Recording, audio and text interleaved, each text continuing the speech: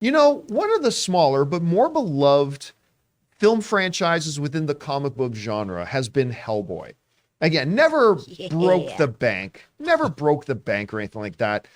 But especially when you had, those first ones coming out there with Ron Perlman as Hellboy, they were a lot of fun. Didn't make great money, but they were a lot of fun. And it has a loyal fan base with those things. Then they kind of moved off. Like Guillermo del Toro wanted like his next Hellboy movie to be like a $200 million film. And the Hellboy movies have never made the kind of money that would make up that stuff. So that never happened. Then they tried to reboot it. When was it? Like 2018, 2019, something like that. They tried rebooting it. And they had David Harbour, who, by the way, I thought David Harbour did a very good job stepping into the big red sawed-off horns, right? I thought he did a very, very good job. But wow, that movie was bad. That movie was bad. So it's like, okay, Hellboy had a great run, sort of, but it's done now. Well, apparently not. Because according to reports, they are working on another reboot of Hellboy coming at it. This is what they said this. Mike Mignola's Hellboy, Mignola is, of course, the creator of Hellboy, appears to be headed for yet another cinematic reboot. According to an exclusive report from Discussing Film, Millennium Media, who holds the rights to the character, is trying for a mulligan after its 2019 Hellboy reboot film starring David Harbour bombed at the box office and failed to win over the critics. The outlet reports that Millennium is actively developing a new live-action Hellboy film, which has already been written and even found a director. Ghost Rider Spirit of Vengeance co-director Brian Taylor is reportedly attached to helm the latest Hellboy reboot. All right. I'm going to give a huge disclaimer on this, and I'll get to my disclaimer in a second. When I first read the headline that they're going to try rebooting Hellboy again, I had very, very mixed feelings. Because on one hand, Hellboy's a great character. Hellboy should have not a billion-dollar franchise, but should have an active, successful film franchise going. Because he's a great character that's very unique amongst all the comic book characters going on. The other half of my brain, though, was you just tried this, and man, it didn't work. Maybe you just take that one on the chin and you move on. Now, my mind changed, though, as I continue reading and I saw that Brian Taylor was going to direct it. Now, here's the big disclaimer. Brian Taylor is a friend of mine. All right. So obviously huge disclaimer that I have personal, that might have been when he was one of the guests on my Comic-Con panel. He was one of our special guests at one of my Masters of the Web Comic-Con panel. I think that was when they were doing the Jason Statham Crank movies. Which, I adore the Jason Statham Crank movies, which him and his friend Mark Neveldine both directed. And I know the mind of Brian Taylor, which this guy is bonkers. And when I saw that his name was attached to this, I thought, okay, in principle, I think trying to do another Hellboy reboot is a bad idea. Put Brian Taylor on that? Okay, that could be really, really fun. So again, full disclaimer, I know the guy, he's a friend of mine. So clearly, full admission, I have bias. Absolutely, I do. But I am also telling you the truth. When I think about the idea of Brian doing a Hellboy movie, I get kind of excited about seeing what that could be. Now, will it bring out an audience? I have no idea. I mean, the taste of the last Hellboy movie, the bad taste is still in a lot of people's mouths. So I do not know if that's something it can recover from, even if Brian's directing it. So I don't know. But I gotta admit, I want to see this. So anyway, Rob, you are not nearly as biased as me in this sort of thing. So you read this report. What did you think about it? Look, full disclosure, I've got hardcover editions, beautiful hardcover editions of the Hellboy comics. I love Hellboy.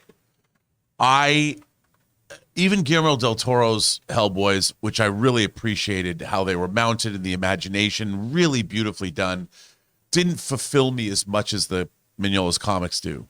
But I love the character. And I think that, Neil Marshall, who directed the last Hellboy with David Harbour, there you go, he had to put up with a lot. He wasn't getting along with his producer who was trying to direct the movie. It was a a really bad situation, a situation that no filmmaker wants to deal with, and the fact they got finished at all. But I do think Hellboy, the reason Guillermo del Toro couldn't, do a third one is because if you read the articles when he talks about it, how much it would cost. You can't make a $150 million Hellboy movie with the kind of returns it gets. But you have a low-budget film director or somebody that makes the Crank movies, has an idea, has a vision, you could make something pretty good. And I think that this could be a very viable franchise because I think in theory, people love the idea of Hellboy. Because Hellboy's a great character. So is his great supporting cast. And what you need is I can't imagine being a filmmaker fighting with your producer about what the vision for the film was. That's what happened on the last Hellboy. But no one's going to do that to your friend. He's going to be like, no, we're going to do it this way. And like you said, he's bonkers. The great thing about directors who are bonkers is you can't get in their way. If they know what they're doing, people try and get in their way, but it doesn't work out. And if he has a vision and knows what he wants and he can stay under Millennium's budget constraints, maybe he can do something great. Chris, you heard about this? Look, I'm a friend of the guy that got directing, and even I am like, can you do another Hellboy right now? I don't know. What do you think about this? But Brian created Happy, which was so good. I loved Happy. I'm so glad you brought that up. Yes, he also directed mad Happy. Yep. More people didn't watch it. It was so great. Crank is super fun, wildly violent. I think it could be a really, really cool fit because I like Rob, love Hellboy. And I think that he deserves his moment in the sun. I love that demon so much. And there's so many good stories that you can pull from, right? Guillermo del Toro did some beautiful artistic things with it that I think were really, really fun, told the origin story well. David Harbour was a fantastic Hellboy. If you haven't watched his Architectural Digest video where he shows his portrait of himself as it, you're missing out, my friend. Go watch that. But I think Brian could do something really cool and maybe focus on one of the short stories instead, like The Corpse, where it's just him like trekking around 1958 Ireland, dealing with a fae and a kidnapping, or, do something with 3 Wishes or something like that. There's so many cool stories that don't necessarily focus on, how Hellboy came to be. It's kind of like the Spider-Man situation. We know about this. We know that he's a demon who works for this organization, fights Nazis, et cetera, et cetera. We can play with a lot of the other stuff that happens, and there's really cool stories to be told, especially if you're willing to get weird and violent. I'm so glad you brought up Happy. I'm ashamed I didn't bring that up. It's so good. If you guys haven't seen Happy, you should totally check out Brian's thing, Happy. It's really quite good. Anyway, guys, look, you have to take anything I say on this matter with a giant grain of salt because I've got some bias in this, obviously. But as my biased opinion is, I think Brian Taylor doing a Hellboy thing could be really quite fun. Whatever you guys think about this, jump on down to the comment section below and let us know your thoughts.